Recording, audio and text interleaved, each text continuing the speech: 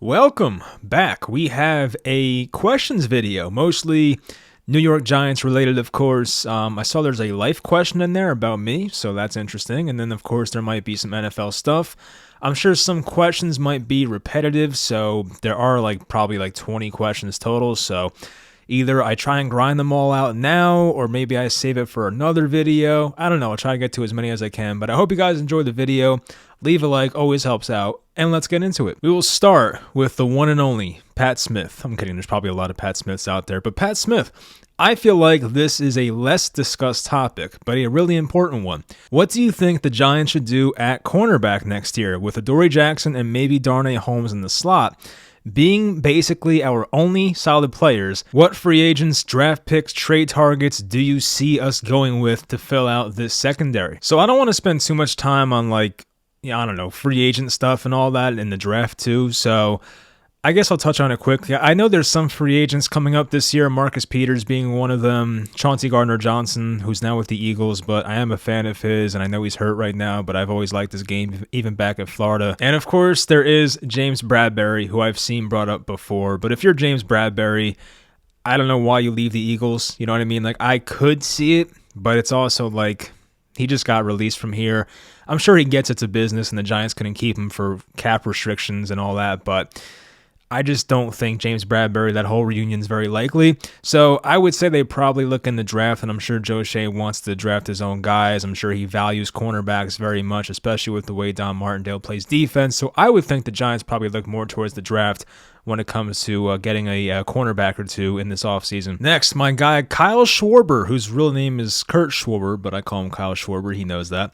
What are the top three needs on this team going into the offseason? You guys in these offseason questions, my goodness. I mean, we're 7-5-1 over here. My God, I've been answering these questions about the offseason the last 3 or 4 years. Come on. But anyway, tough questions considering they need one of about everything. Also, do you have any expectations if the Giants were to make the playoffs? I could see a scenario where the team gets healthy and they put up a good fight to a team or two early on.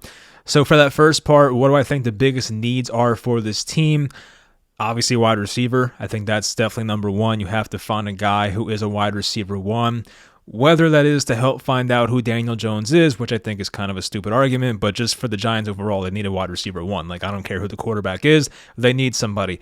Linebackers, the Giants linebackers are terrible. That might even be more important than wide receiver right now. Wide receiver is more recognizable because it's wide receivers and they're the flashy position, but linebacker is such a bad position for the Giants. It's unbelievable. At least the Giants do have Wan'Dale Robinson on the roster, who, yes, might not be ready for week 1 next year. I get that, but still, the Giants linebackers, my God, they need some work.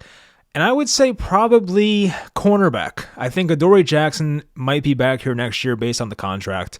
So who's playing opposite of Adoree Jackson? That's another question we have. There definitely are some others. You can argue center, guard. Some might say quarterback. I'm not going to argue that either.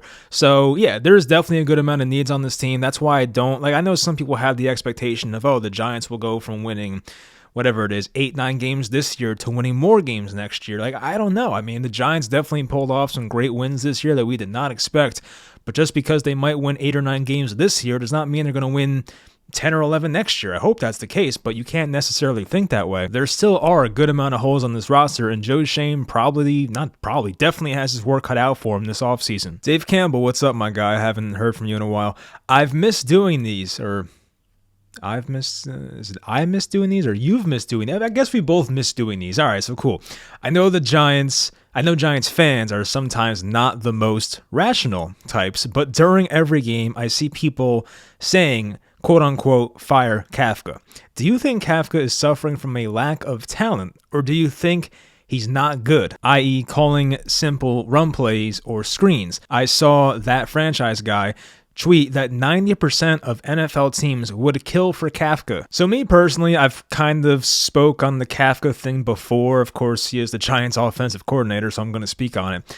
For me personally, I don't look at Kafka as he's doing a bad job. I don't. I don't think he has the guys. And, of course, with this roster, there are holes everywhere. We know that. But I think with Kafka, you see the vision. I do it's annoying that the Giants don't go downfield as much as we'd like to, but how much of that's the quarterback and Daniel Jones not taking shots when they're there? We know about the Brian Daboll quote when he said, hey, if you see something, Daniel, just let it rip. Well, Daniel has not let it rip many times this year, of course, so I know the Giants need better receivers, they need better blocking, they need their quarterback to trust his arm more and take more of those chances. I don't blame Kafka necessarily. I do think when Kafka gets his guys or, just more talent on this team, Kafka should be fine. I don't have that many concerns. I mean, yes, there are some annoying things where the Giants will be in a 2nd and long and just run like a halfback dive up the middle. That shit's annoying. But for the most part, I love the pre-snap motion. The scheme is getting guys open. You've seen it. Those plays where the Giants have started out a couple games this year with this exact play where they'll do a Daniel Jones play action to the right. They'll leak out Wan'Dale Robinson back when he was healthy, and he'll be wide open on the left side of the field. Even going back to week 1, that touchdown he threw to Myrick, that was a great schematical play where guys were just running wide open.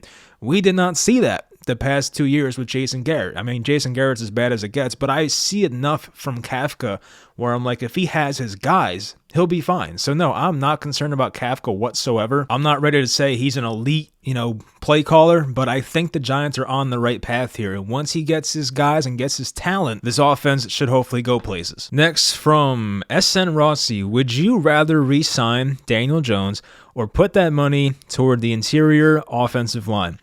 I want the money to put into the offensive line. If we re-sign DJ, nothing will change next year. However, if we don't, we can finally get the offensive line figured out, and I don't think Tyrod is a huge drop from Jones. If we sign Lyman, we can also draft other needs, speeding up the process of this rebuild, and if we like a quarterback in the draft.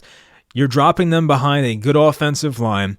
We can then address receivers in the 3rd and 4th round, or maybe sign Odell with the $22 to $25 million we would be saving by letting DJ walk.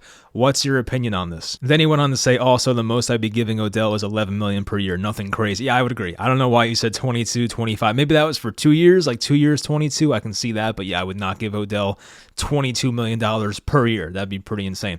All right, yeah, so I agree with a decent amount of this. I think we'll start with the quarterback stuff first, right? So the drop-off from Daniel Jones to Tyrod Taylor. Does it make sense to give Daniel Jones $25 million per year when you have Tyrod Taylor under contract at a much cheaper price?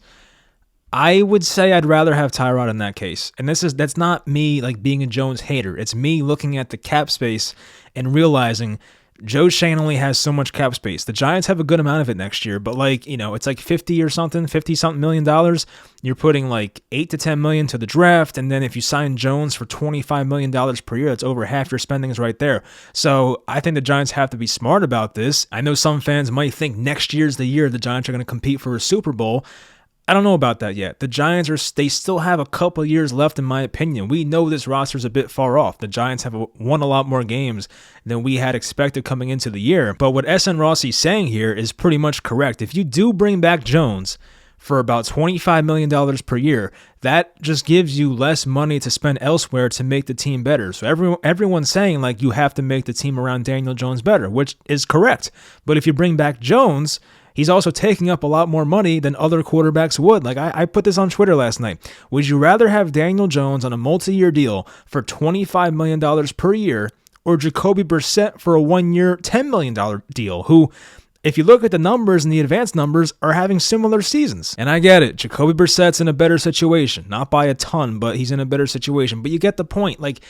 Daniel Jones is not $15 million better than Jacoby Brissett and Tyrod Taylor, guys like that. I am not willing to give him that money. Daniel Jones has not shown enough consistency for me to do that, especially when this team can use that money to build the offensive line and get themselves those linebackers and cornerbacks they need. Why would I throw all that money at a quarterback who has yet to put together consistent performances game after game? And for the Odell thing, so this kind of ties into Frank's question. He says, you think the Giants re-sign Odell? ? I don't know. It's interesting. I don't think Odell's going to play this year at this point. I did think it at one point, but the more this is dragged on, I figured Odell would have been signed somewhere by now, at least by early December. We're in mid-December. He's not even signed yet. So he went on his little tour with the Cowboys and all that. He spoke to the Giants. I believe he spoke to the Bills. The Bills signed Cole Beasley recently, so I feel like that's out of the question now. Maybe Odell, they get him for next year, okay. The Cowboys, they just signed T.Y. Hilton, T.Y., whatever his touchdown dance was, and the Giants are left with nobody. But if you're signing Odell Beckham, it's for next year. You're not signing Odell Beckham for right now. So I think Odell is in the cards for the Giants. I think it's possible, but I still don't think the Giants are the most likely team. I don't know where he's going. I don't know. Like, I thought at first it was going to be the Bills, and then I thought it was going to be the Cowboys. But at this point now, I'm like, I don't know where he's going. Like, I have no clue, and I don't even know if he's going to play this year. So Odell may as well just wait till the offseason. Like, I don't know why he'd rush into anything right now. I mean, we'll see what happens, but it's not impossible he's a Giant, but I'm also not expecting it. Elena, of course. Hi, Mikey TN. Jets greater than Giants. Yeah, I don't know. I mean, maybe. Yeah, sure. I mean, the Jets are probably the better team right now. I can say that. The Jets have a Super Bowl level defense, in my opinion. Jets have a big game this week. The Jets and the Giants have huge games this week, definitely. Next from Frank, why do you question Daniel Jones? He showed he can have great games. Tua wasn't even good until they got Waddle and Hill. And Jalen Hurts wasn't good until they got Devontae Smith and A.J. Brown. Why don't you give Jones a chance with legit receivers and an offensive line? The problem with that is a couple of things. I think those guys are just better quarterbacks than Daniel Jones. Tua, like, people were literally saying tank for Tua at one point. When Daniel Jones was taken 6 overall, people like fell out of their chairs. Like, it was a much different reaction. I know it's college, it's different, but like these guys were just different in terms of how they were hyped up. Then you look at Jalen Hurts, a guy who was a second-round pick, who was a winner in college, and when Jalen Hurts stepped in right away for the Eagles, I think you could tell right away that this kid had a future. I was skeptical because of his arm strength. I still kind of am. I don't think Jalen Hurts has the best arm in the world. But Jalen Hurts has improved his game so much this year. It's not even just A.J. Brown. Yes, it helps. I completely get it helps, right? The offensive line in Philly also helps. But Jalen Hurts himself, have you guys seen how accurate he's been this year? How he leads that team, how they play for him, how Jalen Hurts extends plays and moves around in the pocket and picks up consistent first downs with his legs when he needs to. I mean, Jalen Hurts does a lot on his own. It's not like it's just, he's not getting carried, right? Jalen Hurts is not Jimmy Garoppolo. Jalen Hurts might win MVP this year, and you still have people trying to take away credit from him. And I get it. But I don't think if Daniel Jones is on the Eagles, I don't think Daniel Jones is winning the MVP like Jalen Hurts might. So if you put all those guys on the same team, same exact roster, same exact coaches and blah, blah, blah, I still think Jones is third on that list. I'm still taking Hurts first. I'm taking Tua second. I'm taking Jones third. Like, why wouldn't you question Daniel Jones is what I would ask. I mean, Daniel Jones has been here for 4 years. And in most cases, most teams would have given up on Daniel Jones after year 2 or year 3. It's a miracle that this has lasted 4 years. I know his situation sucks, but Daniel Jones should also be thankful that the Giants gave him 4 years to produce after the last 2 years have been terrible. And sure, he's been better this year. I completely get it. It's not a good situation, but what consistency has Daniel Jones shown you this year? Like, Daniel Jones' average game this year, on a per-game basis, Daniel Jones this year has 19 completions on 29 attempts, right? Somewhere around there. 195 yards per game, so under 200 yards per game as a passer, 0.9 touchdowns per game. Like, where's the upside? I'm definitely, like, I'm concerned. Where is the upside with Daniel Jones? You know what I mean? Like, I don't see it. I don't. I think Jalen Hurts has a ton of upside. We're seeing it. He could win MVP. I don't think if you give Daniel Jones a wide receiver 1 next year, that he's going to be like an MVP candidate. I don't see that being the case. Will he be better? Yeah, I mean, any quarterback would get better when you give him a wide receiver 1, except for Baker Mayfield. He was the one exception, I guess. But if Daniel Jones gets, let's say, like, hypothetically, Devontae Adams is a Giant next year, what are Daniel Jones' numbers looking like? Are they that much better? Is it enough for you to be like, he is no doubt a franchise quarterback? Because the thing that annoys me is that people think you can't evaluate Daniel Jones right now. You most certainly can. We've seen it for 4 years. He's had 3 different head coaches. He's had 3 different play callers. He's had a bunch of different receivers from, Golden Tate to Darius Slayton to Kenny Golladay, Kadarius Toney at some points. He's had, Kyle Rudolph, Evan Engram. Like, you've seen so many different reiterations of a Daniel Jones-led offense. Everything else around Daniel Jones has changed over the years, and the one constant is Daniel Jones, who has been here since 2019. And if you're still questioning if you have your quarterback after 4 years, that's a problem. It is. I'm not saying it's impossible for Jones to be good. The problem is this. Daniel Jones, I think we can all agree, needs a good team around him. I still think the Giants are 2 years away from having a really good roster. If Joe Schoen can somehow do it in one offseason this year, that'd be awesome, right? That'd be great. But realistically speaking, a GM that comes in after Dave Gettleman, who I think was one of the worst 3 general managers in NFL history, to fix that entire mess in just 2 off seasons seems highly far-fetched.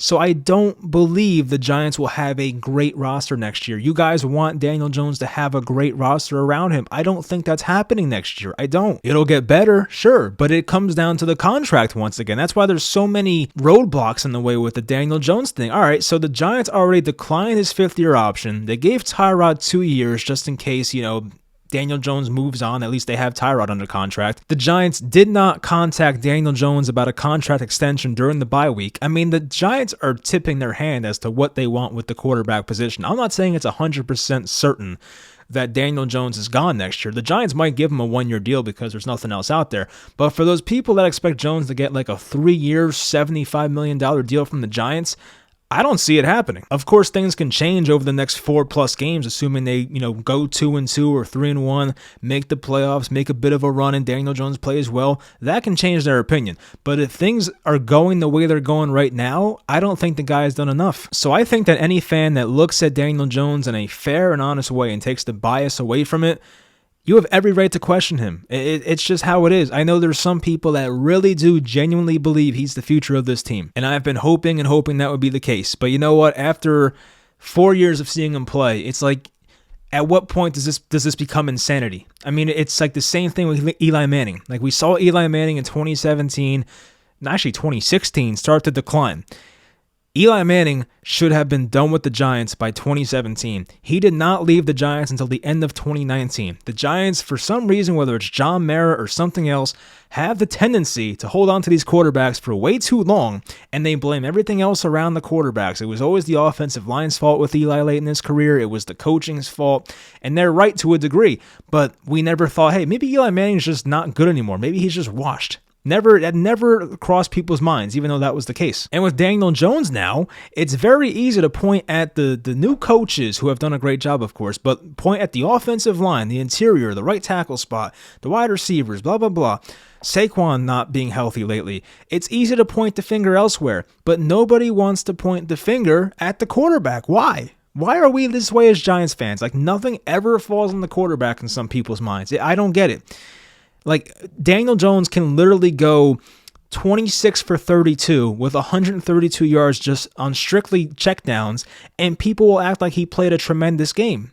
I think any quarterback can do that. If you're capable of throwing checkdown passes, that's great. But I want more from a quarterback. That's why I question him. Listen, with all my teams, whether it's the Yankees, the Nets, the Giants, I want sustained success and going after championships year after year. I want what the Pittsburgh Steelers had from when Ben Roethlisberger was drafted till the time he retired. I want what the Green Bay Packers have had since Aaron Rodgers has been there, and what the Chiefs will have as long as Mahomes is there. I want a team, even like the Baltimore Ravens the past 15, 20 years. I want a team that can, for years and years, compete and be in the conversation to win the Super Bowl. I personally don't think Daniel Jones is a good enough quarterback on his own, not the things around him, on his own, to be that type of guy. And this was on Daniel Jones' rookie contract. That's when you should be winning. If you give Daniel Jones, he's making what, probably $8, $9, $10 million per year now. If you give Daniel Jones $25, $30 million per year, that's only going to make the roster around him worse. So how does that get any better? I mean, the biggest advantage right now in sports, in the NFL at least, is having a quarterback on their rookie contract. Giving Daniel Jones $25, $30 million per year, it already puts you at a disadvantage. You're not going to be able to spend that money elsewhere. The Giants had to win during Daniel Jones' rookie contract, and they didn't. They did the complete opposite of it. It's not all Daniel Jones' fault. I would never say that. But I don't think Daniel Jones is the solution. He's not the entire problem. I completely get that, but he's also not the solution. Joe Schoen and Brian Daboll, they want their guy, and they will get their guy. I don't know if it's this draft or the next draft or whenever, or they trade for somebody. It's going to happen. Daniel Jones is not going to be the Giants quarterback for the next 5 to 10 years. I'm sorry. It's just not going to happen. It might happen for next year. I could see that being the case. But I do not see a scenario where Daniel Jones is the Giants quarterback in like 2027. Maybe I'm wrong. Maybe. I've been wrong before. But it just seems so unlikely. And there's so many things pointing against it, all the things I just said. And as I've said, I trust Joe Schoen. Until he gives me a reason not to believe in him, I will trust Joe Schoen. If Joe Schoen believes Daniel Jones is really good and wants to bring him back and just give him a couple wide receivers and a good offensive line, then that's all right. I'll buy in. But I'm not going to believe it until I see it. I'm not sold on the fact that Joe Schoen likes Daniel Jones a lot. Even Brian Daboll. They gave you the first clue when they declined this 5th-year option. If Joe Schoen and Brian Daboll thought there was a good chance that Daniel Jones would be here beyond next season, why would they decline his 5th-year option? That was like the cheapest way to keep him for next year. They declined that option. And as Daniel Jones wowed the Giants enough this year to make them feel he's worth a 3-year, $75 million deal? I don't think so. I mean, you can say yes, but I don't think so. And as I've said, if it's me and it's between Daniel Jones for $25 million a year or Tyrod Taylor, Jacoby Brissett for like a third of the price, I'm taking those guys. I'm sorry. That's not an anti-Daniel Jones thing. That's a I want the Giants to be good thing. I don't want them to give out a stupid contract to a quarterback that has not been consistent for 4 years. Let's go to Twitter, the most least toxic place on earth. So Eric was the one that asked me the personal question, so we'll get off the Giants for a bit. How about a personal question? Like, did you play any sports in high school, and what college did you attend? Love your videos. Thanks, Eric. All right, so let's go in order here. So sports in high school. I never played like for the school competitively. Kind of a regret of mine. I kind of wish I did, but I was definitely big into like recreational sports. I just never applied to myself. Like I was one of those kids that just went to school and went home. I do think if I applied to myself, probably could have made basketball. I did try out senior year for basketball. Didn't make it because it's tough when you try out for the first time in senior year. It's tough.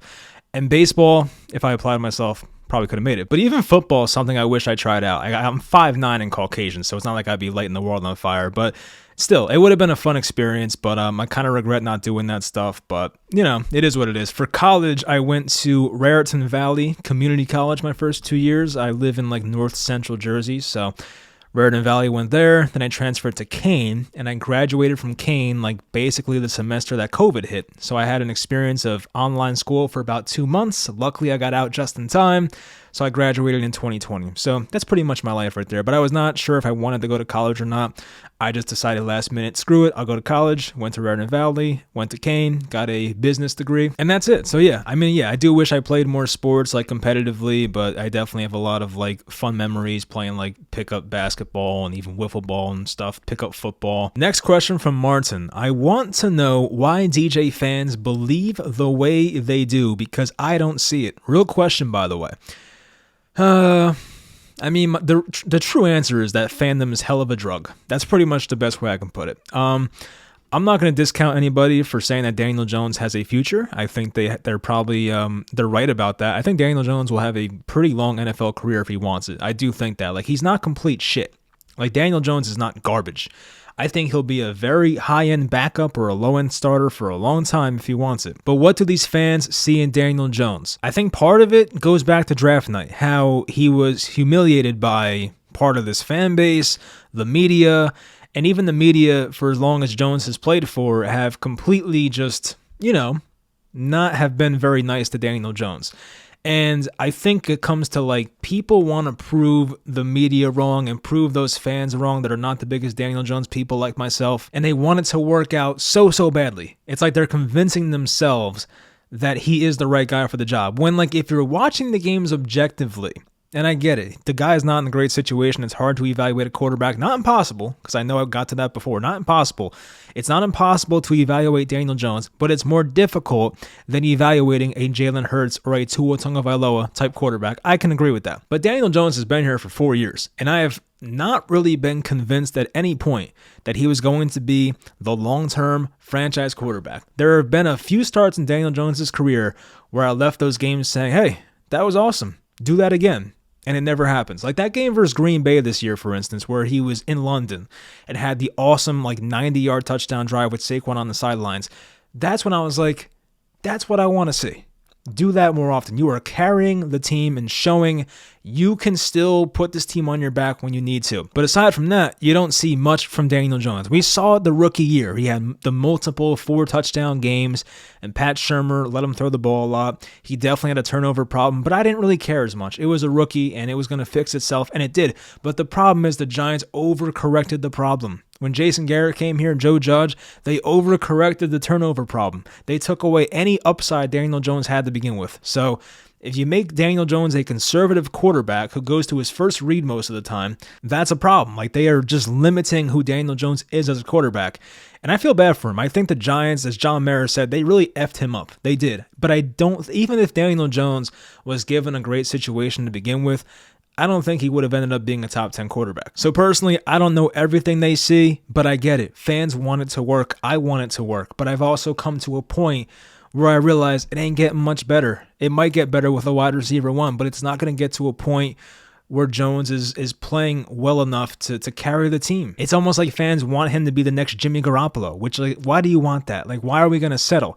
There's a reason the Niners traded a ton of picks to trade up and get rid of Garoppolo. Of course, the guy got hurt, but there's a reason these teams do this, and there's a reason why Jared Goff got moved off of 2 years after going to a Super Bowl, because they realized they can do better.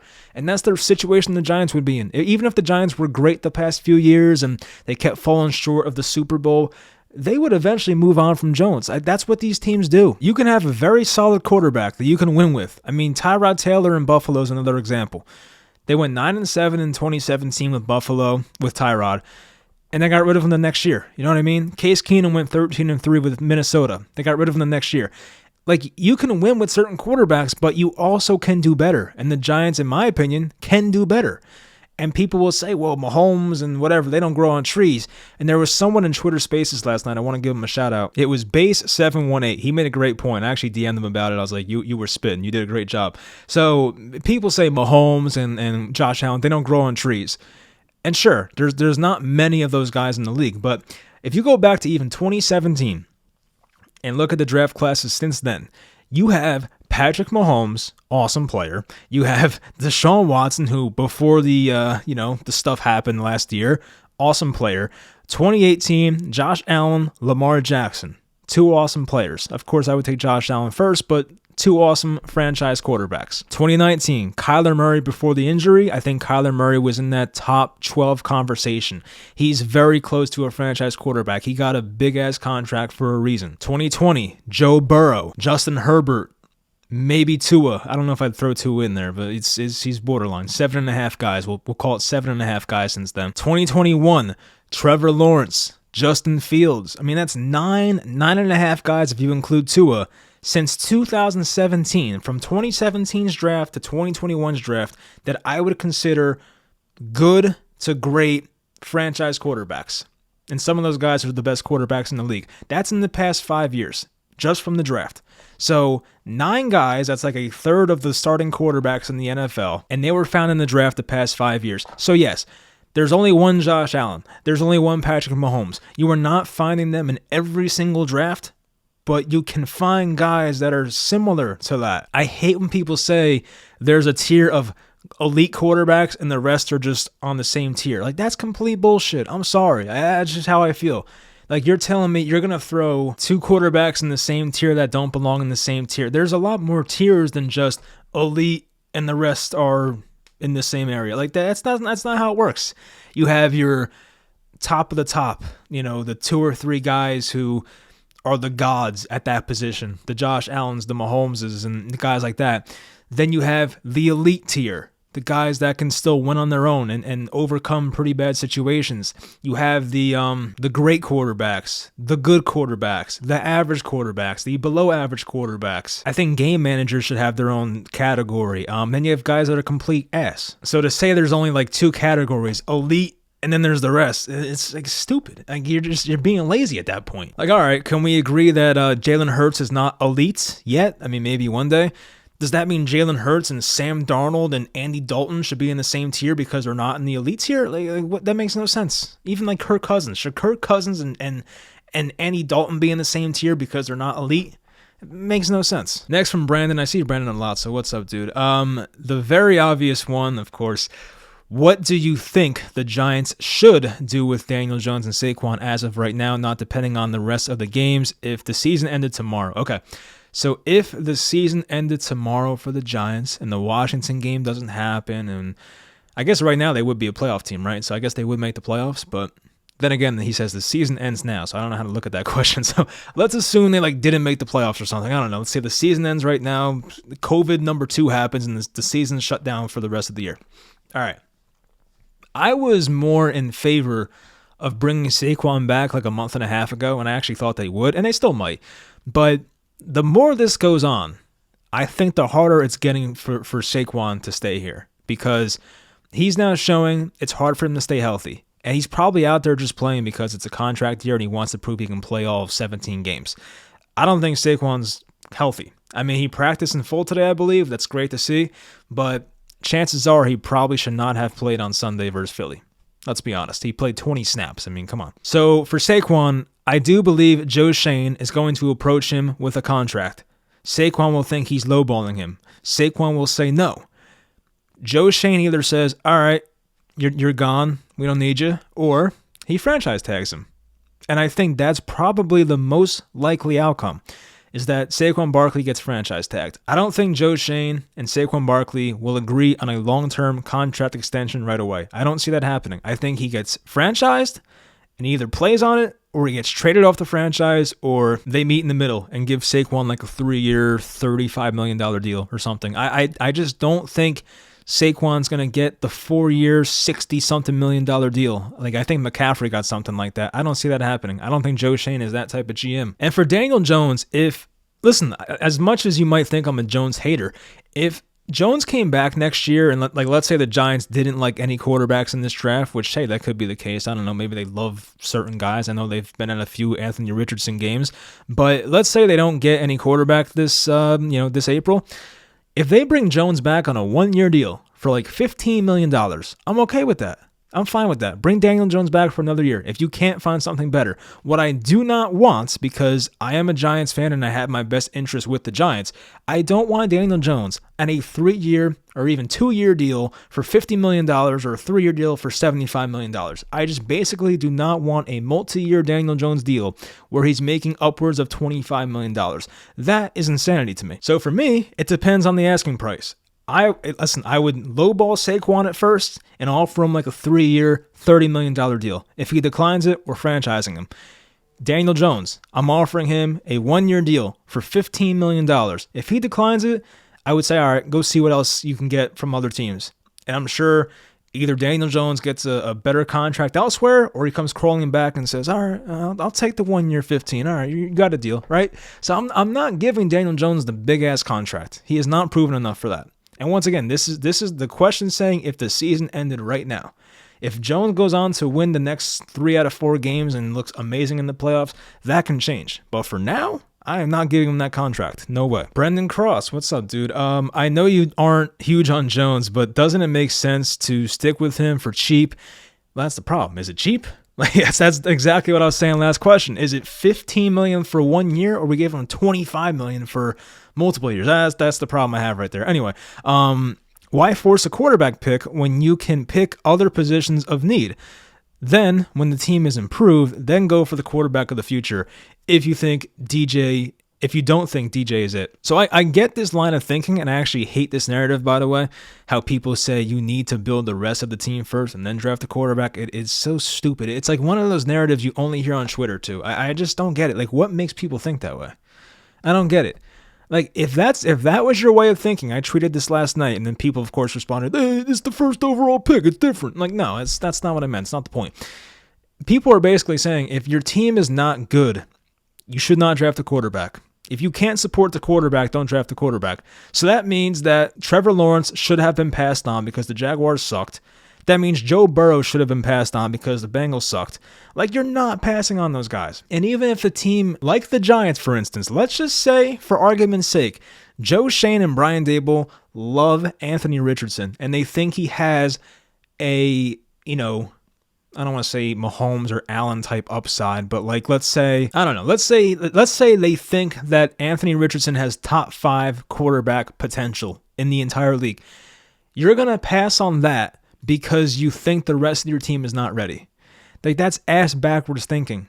You're not going to pass on that talent. If you think he's that good, you are not passing on that talent. Not to say Richardson's going to fall to the Giants in the first place, but if you're the Giants and you're sitting at pick number like 22, 23, whatever, and Richardson starts to, fall back in the draft, you don't think Joe Shane would trade up for him at like pick number 14 or 15 or whatever if he thought he was going to be like a top 5 quarterback one day just because his offensive line's not filled out and he doesn't have a great receiving core? Like, no, the quarterback is the most important position on the field. It's not something you just wait on.